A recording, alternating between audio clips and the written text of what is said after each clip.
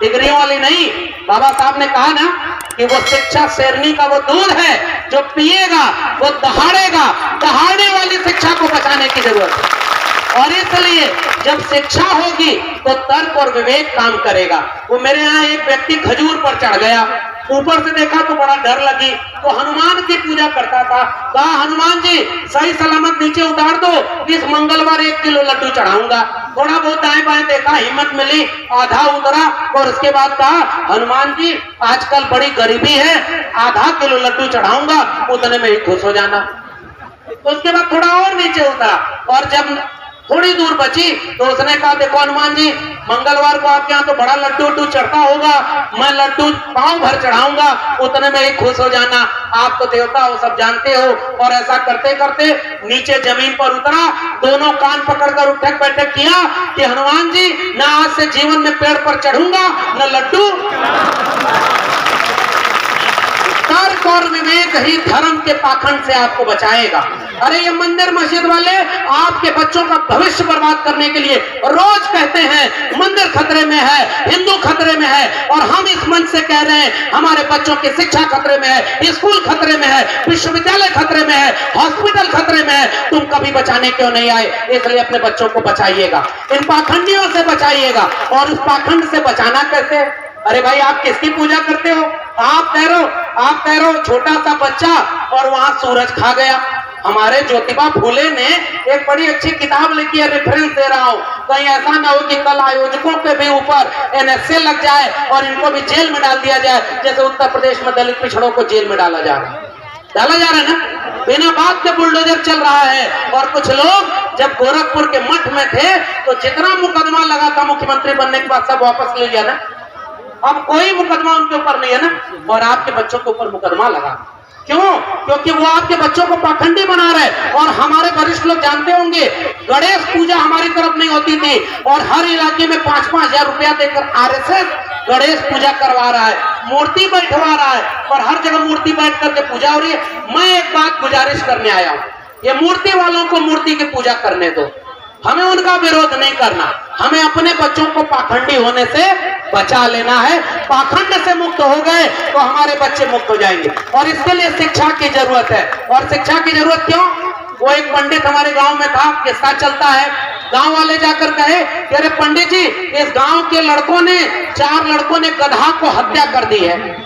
अब गधा मारना तो बहुत बड़ा पाप है। पंडित ने बोला वेदों में लिखा है कि गधा मारने का बहुत बड़ा पाप है। 22 प्रकार के नरक हैं, किसी में डीप फ्राई किया जाएगा, किसी में काटा जाएगा, किसी में सड़ाया जाएगा, और सबको वैसे नरक में फ्राई किया जाएगा।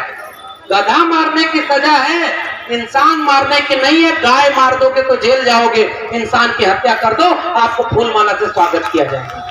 ये भी इस देश में हो रहा है। और तब वो पंडित जब जोर जोर से बोला कि अरे भाई ये तो बहुत बड़ा पाप है, गांव वाले बोले इससे मुक्ति कैसे होगी? कहा हवन कराना होगा, 5 गांव के ब्राह्मणों को बुलाकर खिलाना होगा, लाखों रुपए खर्च होंगे, तभी इस पाप से मुक्ति मिलेगी। अचानक एक गांव वाला जाकर पंडित के कान में बोला पंडित जी जो 4 बच्चे गधवा मारे उसमें एक आपका बेटा संतोष भी शामिल था। पंडित शांत होकर बैठ गया और उसके बाद भोजपुरी में बोला 2-4 लइकन में एक संतोष और गधा के मरले में कौनो न दोष। इसलिए पाखंड केवल तब तक जब तक हम पाखंड की पूजा करें, तब तक पाखंड की पूजा करेंगे। इस देश में एक सिनेमा बना था और उसके बाद एक देवी की पूजा होने लगी कि नहीं पता ये किसका नाम? एक फिल्म बनी थी, उसके बाद उस देवी का मंदिर बन गया। संतोषी मां मंच से देखिए आवाज आई। और तो और छोड़िए, कोरोना में कोरोना माता का मंदिर बनाया कि नहीं?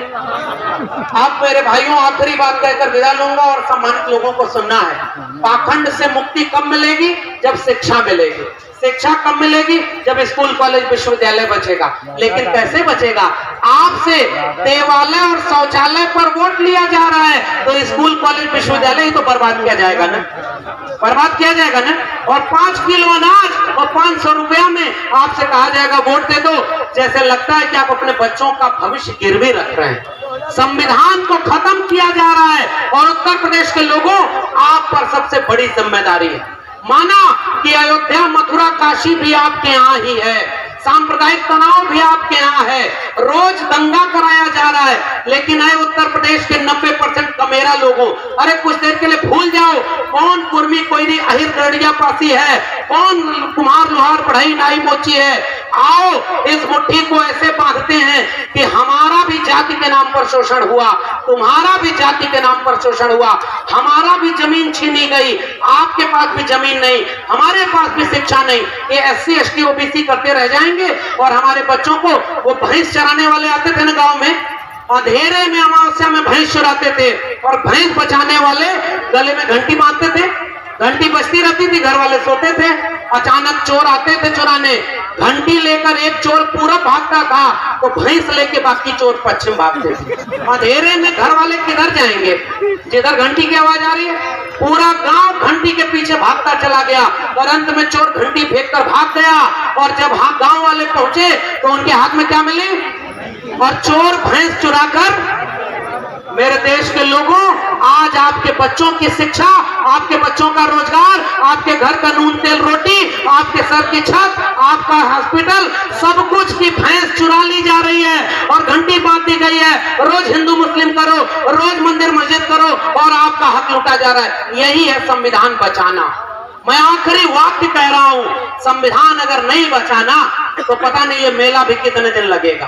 कल को कह दिया जाएगा कि आपके मेले से हमारी भावना, इतिहास बदला जा रहा है। पृथ्वीराज चौहान मोहम्मद गौरी को मार दिया, पता कि नहीं? कुछ दिन बाद आप पता करेंगे कि विष्णु का 11वां अवतार 2014 में एक आदमी, छोटा सा बच्चा गुजरात में था तो वहां देखा भगवा झंडा तालाब में चला गया, वो गया भगवा झंडा भी ले आया और बगल में मगरमच्छ का बच्चा भी दबा के ले आया। उसके बाद बच्चा 35 साल भीख मांगने चला गया, भीख मांग के आया तो RSS में चला गया और वही बच्चा बड़ा होकर 2014 में भारत का प्रधानमंत्री बन गया। और ये झूठ पढ़ाया जाएगा और आपके सिलेबस में लिख दिया जाएगा कि वह विष्णु का अवतार था, हम और आप कुछ नहीं कर पाएंगे। कल को कह दिया जाएगा सम्राट अशोक इस देश के राजा नहीं थे, क्योंकि आज भी बुद्धिस्ट इमारतों के ऊपर ही तो पाखंडी हिंदुत्व का मंदिर खड़ा है। और मैं तथ्य के साथ बोल रहा हूँ, मैं सर गया था सिरपुर, छत्तीसगढ़ में बुद्धिस्ट इमारत है। आखिरी एक किस्सा मैं सुना के जा रहा हूँ, हम लोग इस सर को सुनेंगे। वहां सिरपुर में दुनिया का सबसे बड़ा और पुराना बुद्धिस्ट स्थल है और वहां 10,000 विद्यार्थियों को, तथागत बुद्ध का मतलब क्या है मेरे लिए ये समझिए, 10,000 विद्यार्थियों को 2000 साल पहले स्कूल कॉलेज की तरफ पढ़ाया जाता था और डिग्री बांटी जाती। आज हमारा, अच्छा एक बात बताओ, आप घर घर आप पंडाल लगवा रहे हो, अरे एक बार जाके पूछो पंडाल वालों से कि आपके इलाके का स्कूल बर्बाद हो गया, पंडाल वाले कभी स्कूल का चंदा देने क्यों नहीं आए? और ये काम सिरपुर में किया गया। बुद्धिस्ट इमारत थी ना, उसके ऊपर मंदिर बना दिया गया और उसके जैसे बुद्ध का ऐसे पट है और उसके नीचे शिवलिंग का पाठ बना दिया गया और नीचे लिखा है कि वहां सबसे पुराना शिवलिंग। वो पूछा जाता ना, हमारे इलाके में एक व्यक्ति जमीन कब्जा करने के लिए जमीन कब्जाया और उस पर लिखा प्राचीनतम शिव मंदिर। आपके मजाल नहीं है कि वहां जाकर जमीन को कब्जा छुड़ा लीजिए। इसलिए मैं केवल ये कह रहा हूं कि वो काम जो सिरपुर में हुआ, 2 लोगों का मंदिर है, राम और कृष्ण, राम और लक्ष्मण का, लेकिन मेरा नाम भी लक्ष्मण है, लेकिन इसमें मेरा कोई दोष नहीं। ये नाम मैंने नहीं रखा, मेरे घर वालों ने रखा है, लेकिन अब मैं लक्ष्मण अगर हूं तो मैं राम के नाम पर जो झूठ और राम के नाम पर जो हत्या का वातावरण है, इसके खिलाफ खड़ा होकर मैं उस राम को याद करूंगा जो कबीर याद करते थे। एक राम दशरथ का बेटा, एक राम है घर घर लेटा, एक राम का सकल पसारा, एक राम सब जग के नारा। और उस कबीर ने मुझे ताकत दी है। पाथर पूजे हर मिले तो मैं पूजूं पहाड़, ताते ये चाकी भली पीस खाए संसार। और पाथर और काकर पाथर जोड़ के मस्जिद लई चुनाए, पाचड़ मुल्ला बात दे क्या पहरा हुआ खुदाए। अरे इन दोन राह न पाई, हिंदुन की हिंदुआई देखी तुर्कन की तुर्काई। अरे इन दोन राह न पाई, वो कबीर मेरे अंदर सांस लेते हैं, वो रैदास मेरे अंदर सांस लेते हैं कि जस तेलन के पात के पात पात में पात, 10 मानुष के जात के जात जात में जात, रविदास मानुष न जुड़े जब तक जात में जात। आइए संकल्प लेते हैं, जाति के विनाश का जो मिशन डॉक्टर अंबेडकर ने, डॉक्टर लोहिया ने, महात्मा फूले ने छेड़ा था, उस मिशन को आगे बढ़ाना है, जाति का विनाश करना है और ताकि एक प्रबुद्ध भारत बनाना है। विवेकशील भारत बनाना है, एक तर्क और वैज्ञानिकता का। और आपसे कोई पूछे कि तर्क और वैज्ञानिकता क्या होती है, तर्क और वैज्ञानिकता वही होती है। आखिरी किस्सा, वो एक व्यक्ति जब दादाजी मर गए तो वो पंडित बुलाया और कहा कि इनकी आत्मा को मुक्ति कैसे मिलेगी। तो उसने कहा कि आत्मा ऊपर बैठी हुई है, आप हमें गोदान करो तो उनकी दादाजी की मुक्ति हो जाएगी। कुछ दिन बाद पंडित फिर लौटा और उसके बाद वो आदमी बोला कि अरे बाबा जी, वो हमारे दादाजी कैसे हैं? तो कहा कि बड़े मजे में हैं, लेकिन रात में उनको नींद नहीं आती है, एक चारपाई मिल जाती तो वो सोते।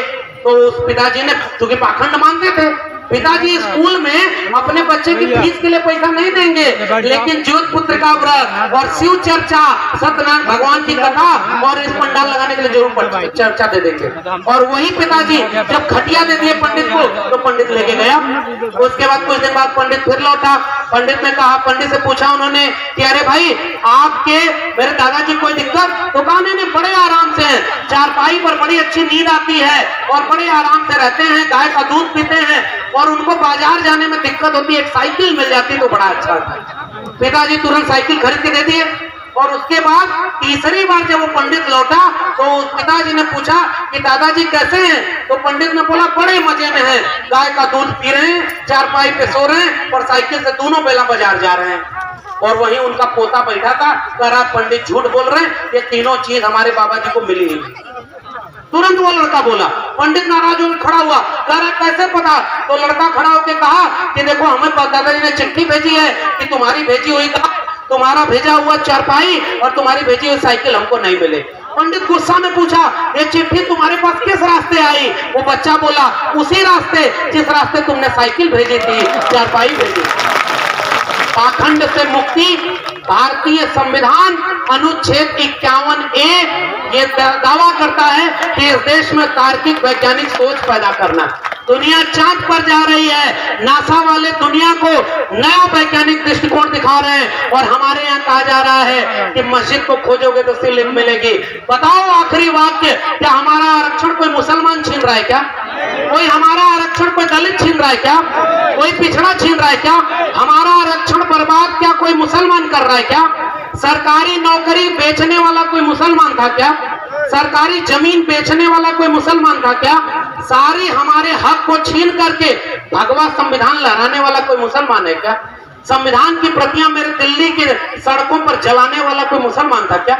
हमारे बच्चों को कह रहे हो तो मुसलमानों से खतरा है? नहीं भाई, खतरा किससे है? मनुस्मृति को मानने वाले और संविधान का विरोध करने वालों से हमारे बच्चों को खतरा है। यही वाक्य कहते जा रहा हूँ। और आखिरी नारा याद रखना, राम मनोहर लोहिया जी ने कहा, सन सोपा ने बांधी गांठ, पिछड़ा पावे 100 में 60। समाजवाद के लोग बैठे हुए हैं, मेरे लिए समाजवाद का मतलब क्या है? 100 से कम न 1000 से ज्यादा, समाजवाद का यही तकाजा।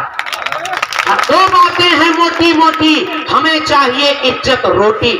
हमारे पुरखों की लड़ाई इज्जत और रोटी की थी और हमारा लड़ाई ओबीसी समाज के लोगों गर्व से कहो, आपका इतिहास जो अशोका से बुद्धा से शुरू होकर त्रिवेणी संघ और अर्जक संघ तक आता है। त्रिवेणी संघ और अर्जक संघ का नारा क्या था?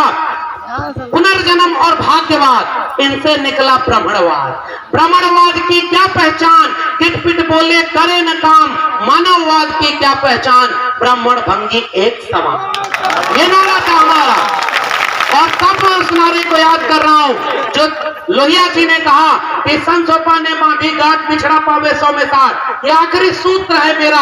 गुजारिश करते हुए कह रहा हूं, जाति को पीछे करिए, जमात को आगे बढ़ाइए। चौधरी छोटू राम, जगदेव बाबू, रामस्वरूप वर्मा का नारा, त्रिवेणी संघ का नारा, 100 में 90 शोषित हैं और शोषितों ने ललकारा है, धन धरती और राजपाट में 90 भाग हमारा है। यही 90 भाग चाहिए। और आज कुछ नहीं है, ये मान के रखिएगा, न राजनीति में, न शिक्षा में, न रोजगार में कहीं आपका भाग नहीं है। आपका भाग लूट लिया गया। अगर जुड़ सके तो इस नारे से जुड़िएगा, जो जमीन को जोते बोए वो जमीन का मालिक होए।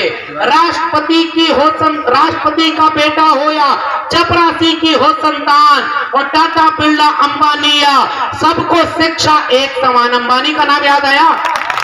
देश बेचते बेचते फकीर ने अपने दोस्त को दुनिया का दूसरा अमीर आदमी बना दिया और आपको कह दिया 80 करोड़ लोगों 5 किलो अनाज और 500 रुपया पर वोट हमको देना। आएंगे बहरूपीय 24 में फिर वोट मांगने। मैं नहीं कहूंगा कि आप किसको वोट दो, लेकिन ये जरूर कहूंगा जिन्होंने आपके बच्चों की शिक्षा रोजगार बर्बाद कर दिया, संविधान बर्बाद कर दिया, उसको कभी वोट मत देना, वरना पीढ़ियां आपको माफ नहीं करें।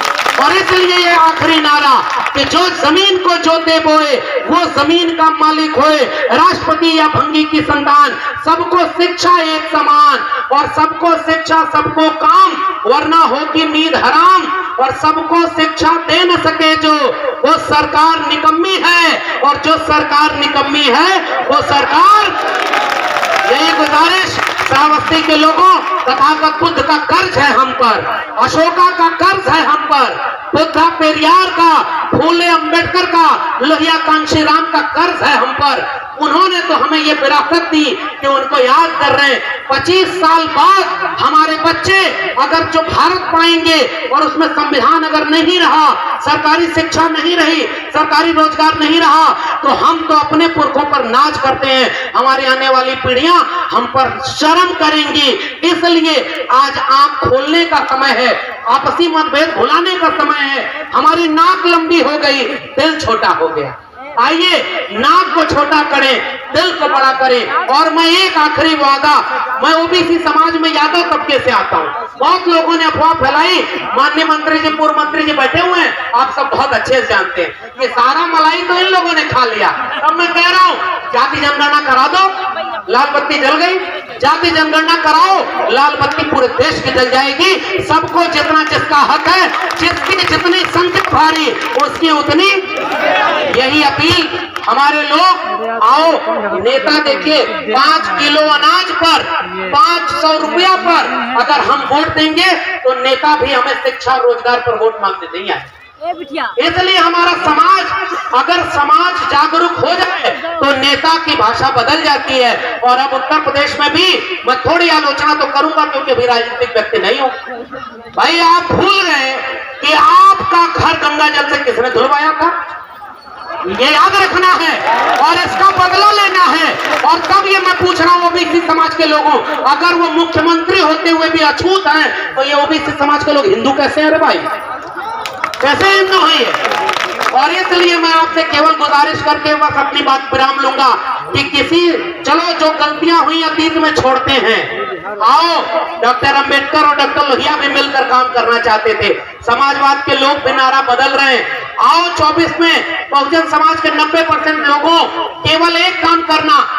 एक किस्सा जानते हैं, कुल्हाड़ी जब जंगल की लकड़ियों को काटने गई तो कुल्हाड़ी के पक्ष में माहौल कैसे बनाया गया पता है?